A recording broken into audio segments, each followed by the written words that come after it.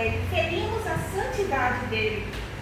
Mas Ele tem misericórdia de nós, Ele tem compaixão. O profeta Samuel, então, vai sacrificar o cordeiro no holocausto a Deus. E depois vai colocar uma pedra como uma testemunha, um símbolo de que Deus ouvia a oração, o pedido e que ajudou a Israel.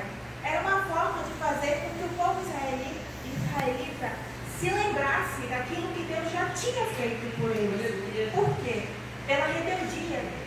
Eles tinham que ter alguma forma de observar e de relembrar, porque muitas vezes nós nos esquecemos daquilo que Deus fez. Como a irmã falou, nós temos que ser gratos a Deus. Nós pensamos em que nossos problemas são grandes.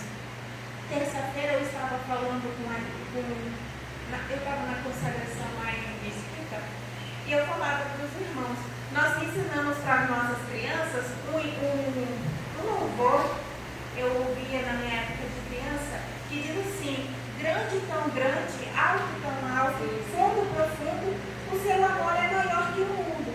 Mas nós crescemos e nós perdemos essa confiança. Nós esquecemos que Deus é grande e diminuímos Ele e falamos que os nossos problemas são maiores que Ele. E Deus, eu imagino que Deus deve se sentir ferido. Nós ferimos Ele desse jeito. Nós o entristecemos. Então Ele vem e na sua compaixão nos diz: lembra-te de onde eu te tirei.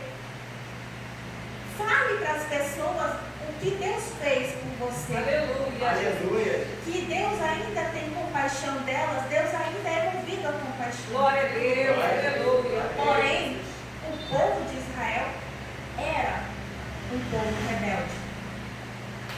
E no capítulo 8 de 1 Samuel, eles tornam a voltar atrás e pedem um rei, como eles viam que as outras nações tinham. Muitas vezes nós vemos o que o mundo oferece e queremos trazer para a igreja. A igreja não precisa do que o mundo oferece. A igreja já é tudo, já tem tudo. Nós temos Deus, nós temos Jesus, temos o Espírito Santo. Não precisamos trazer para a igreja o que o mundo oferece para atrair as pessoas. A própria palavra vai dizer que Deus acrescentava à igreja aqueles que haviam de ser salvos. Mas a igreja tem que estar em união. Então, o povo vai querer um rei. Então, Deus diz a Samuel que o povo de Israel não tinha rejeitado a ele, ao profeta Samuel, se não tinha rejeitado a Deus. Imagine um povo que foi tirado da terra do Egito, que viu grandes maravilhas, de repente rejeita aquele que os libertou, o Rei dos Reis.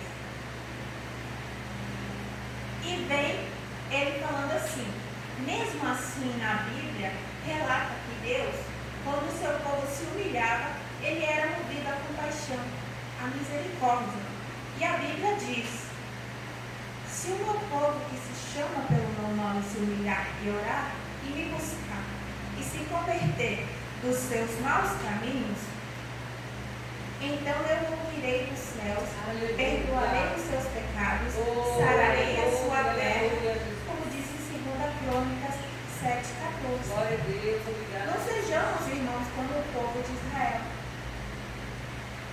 Nós não podemos nos voltar atrás, porque a própria palavra vai nos ensinar também que aquele que coloca a mão no arado, se olhar para trás, ele não é digno do Senhor. No Novo Testamento, Deus mostra sua compaixão por meio do seu Filho Jesus. Nós vemos nos Evangelhos as pessoas clamando: Jesus, Filho de Davi, tem misericórdia, tem compaixão de mim. E Jesus, ele tinha compaixão. Qual é a compaixão? Nós devemos mostrar a compaixão de Deus. A compaixão é se colocar no lugar do outro.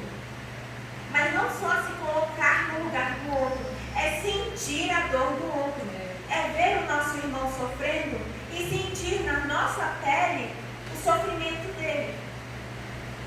Jesus, ele fez levar a carga uns dos outros. Tenhamos compaixão uns dos outros. Eu não pensava que eu me dava muito tempo, eu fiz uma reflexão pequenininha. Mas eu quero contar também, vou terminar aqui, eu vou contar uma pequena, porque a gente passa lá no Paraguai.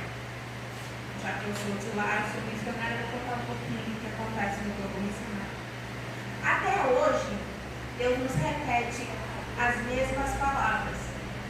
Ele nos diz que se nós nos humilharmos perante a Ele, nos arrependermos dos nossos maus caminhos, Ele ouvirá as nossas orações.